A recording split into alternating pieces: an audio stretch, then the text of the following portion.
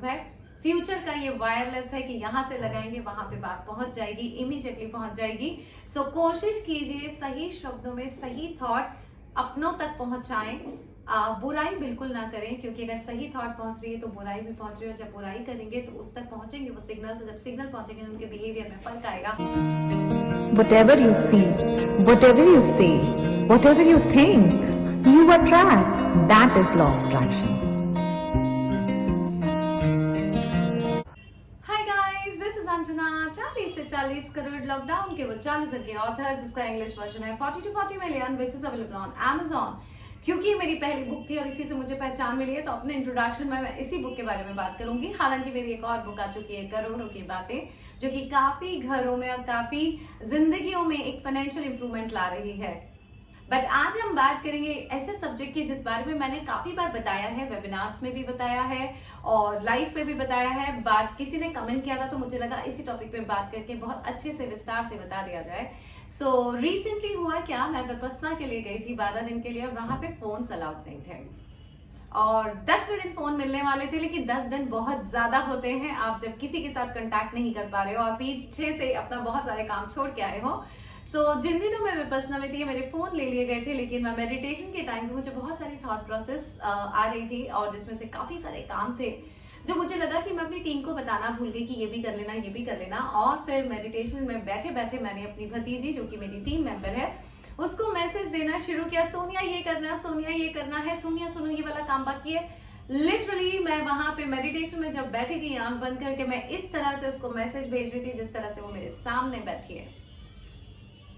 10वें दिन जब हमारे हाथ में फोन आया, सबसे पहले मेरी भतीजी ने यही बोला, क्या बुआ आप मुझे मैसेजेस भेज रही थी? आई सेड यस, मैं तुमको मैसेज भेज रही थी। और उसने बताया कि बुआ मुझे ऐसा लगता था जैसे आप मुझे कह रही हो कि ये भी कर लो, ये भी कर लो, ये भी कर लो। और मैं फौरन एप्पल के पास जाके और बाकी के टीम मेंबर्स के पास जाके बोलती थी कि सुनो ये काम बाकी है, ये काम बाकी है।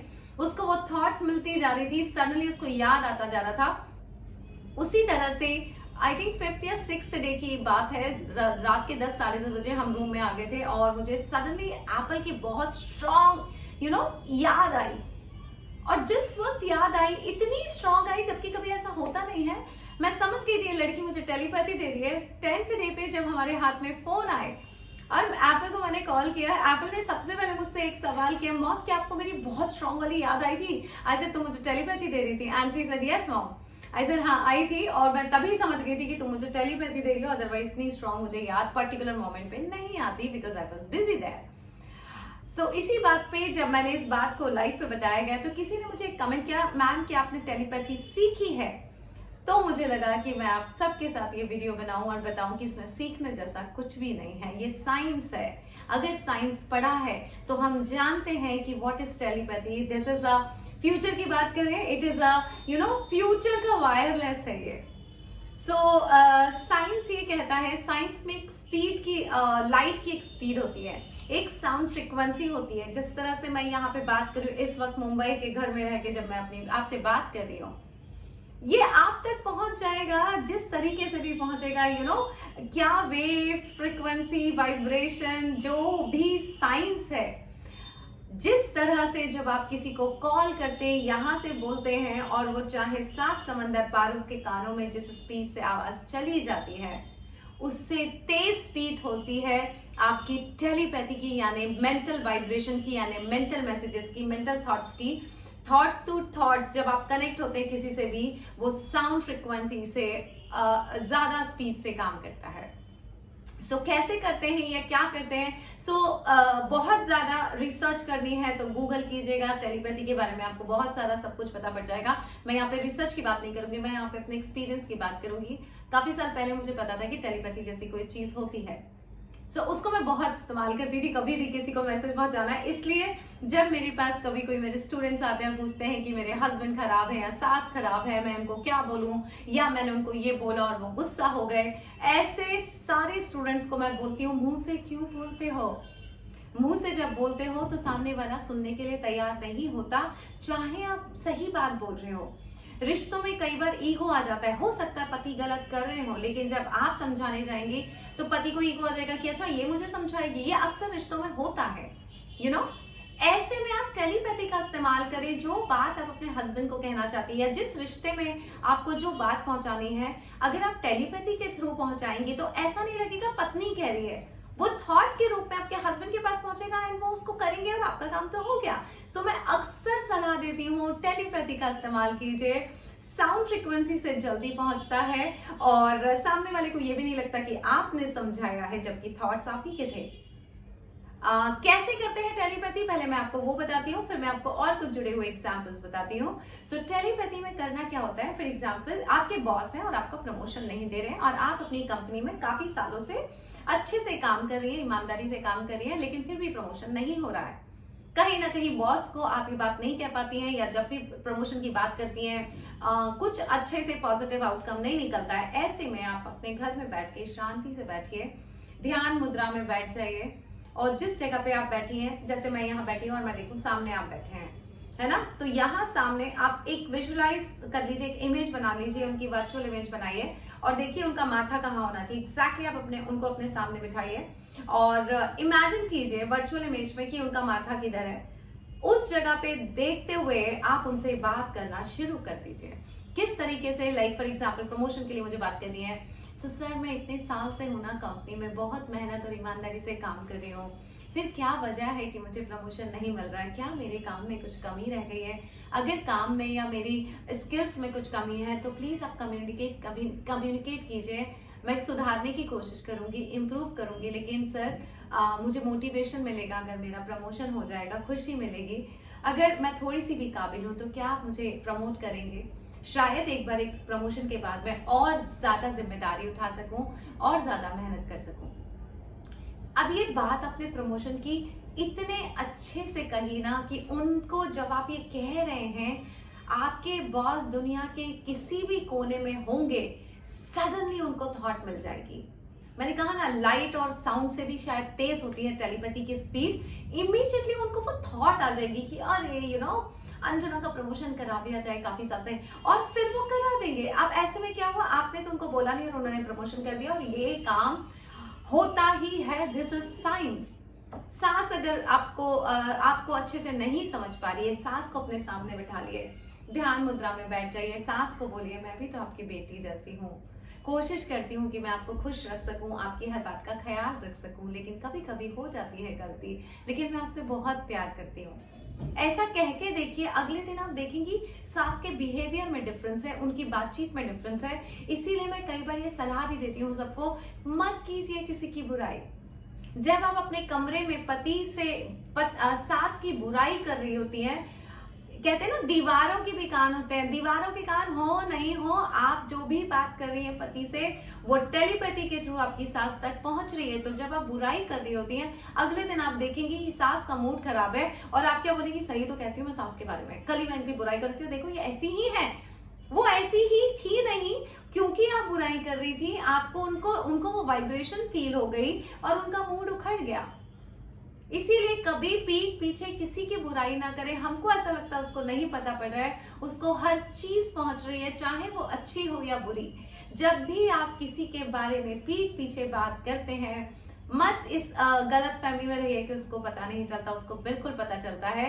करके देख लीजिए आप, और करके क्या देख लीजिए, आप सब ने ये बहुत सारे एग्जाम्पल्स और ये एक्सपीरियंस आप सबके साथ हुए होंगे, है ना। हम यहाँ पे किसी के बारे में सोचते हैं, सडनली उसी का फोन आ जाता है। प्लम्बर के बारे में सोचा और मालूम पड़ा प्लम्बर मिल गया, और हमको लगता है manifestation, it's not manifestation, it's all vibrations. जितनी जल्दी आपने क्वांटम फील्ड में उस तरह की वाइब्रेशन पहुंचाई, वो चीज आपके सामने आ गई, और ये होता ही है। एक और बहुत स्ट्रॉन्ग एग्जाम्पल बता रही हूँ अपने पापा का। कब करनी चाहिए टेलीपैथी, वो भी उसका भी एक सही टाइम होता है, जब कोई सो रहा हो। लाइक फॉर एग्जाम्पल यूएस में मुझे अपनी किसी फ्रेंड को टेलीपैथी दी है। फॉर एग्जाम्पल प्रियंका जो अंजना आर्मी से हैं, उन्हें मुझे टेलीपैथी दी है, सुनो प्रियंका प्लीज घर ढूंढ के रखो, और मैं उनसे फोन पे बात नहीं कर पा रही हूँ, तो मैं क्या करूंगी, प्रियंका जब सो रही है तो मेरे यहाँ दिन है, और मुझे पता है प्रियंका क्या इस वक्त रात हो रही होगी, प्रियंका गहरी नींद में होगी। यहाँ पे मैं ध्यान मुद्रा में बैठ जाऊंगी और मैं ऐसे बात करूंगी कि सुनो प्रियंका, मैं न्यूयॉर्क आ रही हूँ, अब एक घर की जरूरत है, क्या तुम किसी प्रॉपर्टी ब्रोकर से थोड़ा सा कोशिश करोगी क्या? सडनली ऐसा होगा, अगले दिन प्रियंका का मैसेज आएगा, प्रियंका बोलेगी मैम आप कब आ रहे हो न्यूयॉर्क, और आप चाहें तो मैं कुछ आपको हेल्प कर सकती हूँ, और हमको लगेगा उसको कैसे पता पड़ा। This is what telepathy is. So सही समय पे टेलीपैथी का इस्तेमाल करें। कोशिश करें जब व्यक्ति के सोने का वक्त हो तो उस वक्त वो ऑक्यूपाइड नहीं है काफी सारे लोगों से, लाइक कोई ऑफिस में है और ऑफिस में लोगों के बीच में घिरा हुआ है, आप उस वक्त टेलीपैथी पहुंच रही हैं तो बहुत सारे थॉट प्रोसेस उसको मिल रहे हैं, आपके भी मिलेंगे, लेकिन वो ध्यान नहीं दे पाएगा या दे पाएगी आपके विचारों पे। लेकिन जब वो अकेली है या सो रही है या सो रहा है, जिस व्यक्ति को आप टेलीपैथी पहुंचा रहे हैं, अगर उसका शांत दिमाग है तो वो उस थॉट्स को अच्छे से कैच भी करेगी और याद भी रखेंगे। रिसेंटली थोड़े दिन पहले की बात है, मैं अक्सर देखा करती थी मेरे पापा फोन पे बहुत बात करते हैं, मतलब सीसीटीवी लगे हुए हैं हैप्पीनेस सेंटर में, तो कई बार पापा जब हैप्पीनेस सेंटर आते हैं मैं सीसीटीवी में देखती हूँ पापा हम फोन पे बात कर रहे हैं, पूरा टाइम उनका या तो फोन लगा रहता है या टीवी। सो एक दिन रात की बात है, 12 साढ़े 12 बजे मैं मुंबई में थी और मुझे लगा कल मैं पापा को फोन लगाऊंगी, पापा बोलेंगे पापा आप फोन पे बहुत बात करते हो, और फिर मुझे लगा नहीं मैं नहीं बोलूंगी, पापा को बुरा लग जाएगा, पापा बोलेंगे कि यार अब ये हमें सिखाएंगी, और फिर मैंने वो दिमाग से निकाल दी बात। अगले दिन मेरे पापा का फोन आया और मैंने पापा से सिर्फ एक सवाल किया कि पापा आजकल आप कौन सी बुक पढ़ रहे हैं। कैन यू इमेजिन पापा ने क्या कहा? पापा ने कहा अरे आजकल ना हम बहुत फोन पे लगे रहते हैं, पूरा टाइम फोन लगा रहता है, वक्त ही नहीं मिलता किताब पढ़ने का।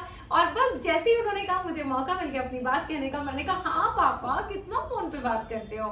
सो पापा आप एक काम किया करो, 2 घंटे के लिए फोन को बंद कर दिया करो, 2 बजे 4 बजे से 6 बजे तक, और उस टाइम पे आप लाइब्रेरी टाइम बना लीजिए और बुक पढ़िए। कितना आसान रहा मुझे अपनी बात कहने का। उनको भी हर्टी हुई क्योंकि वो विचार उन्हीं के दिमाग में आए थे जब मैं यहाँ पे रात में टेलीपैथी दे रही थी, जब मैं ऐसा सोच रही थी, और इनफैक्ट मैंने वो पर्पसली भी नहीं किया, वो मुझे सिर्फ थॉट आई थी।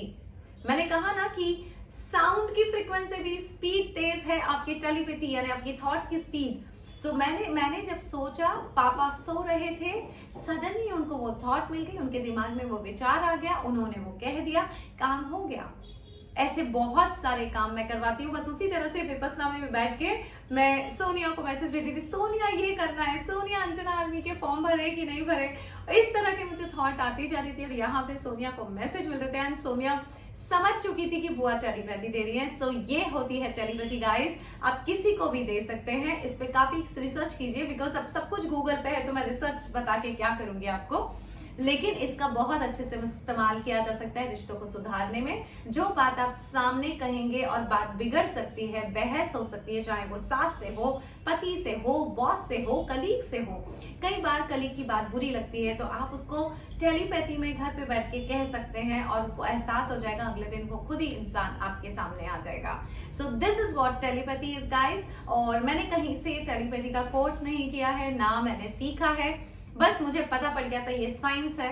सिर्फ फोकस करना था, थॉट पे फोकस करना था, उस व्यक्ति पे फोकस करना था जहां तक मेरी बात। नंबर भी तो डायल करते ही है ना आप, टेलीफोन का पहुंच जाती है ना आवाज। सो पहले के जमाने में देखिए जब पत्र लिखे जाते थे टाइम लगता था पहुंचने को, है ना, लेकिन टेक्नोलॉजीज थी, electronics, gadgets, frequency, vibration, signals, ये सब थे। जैसे जैसे रिसर्च होती गई लोगों को पता पड़ता गया और फिर फोन्स आ गए, कितना आसान हो गया बात, अब हमारी बात सामने वाले तक पहुंचाना, व्हाट्सएप मैसेजेस आ गए, बहुत सारी चीजें। टेलीपैथी भी उसी का एक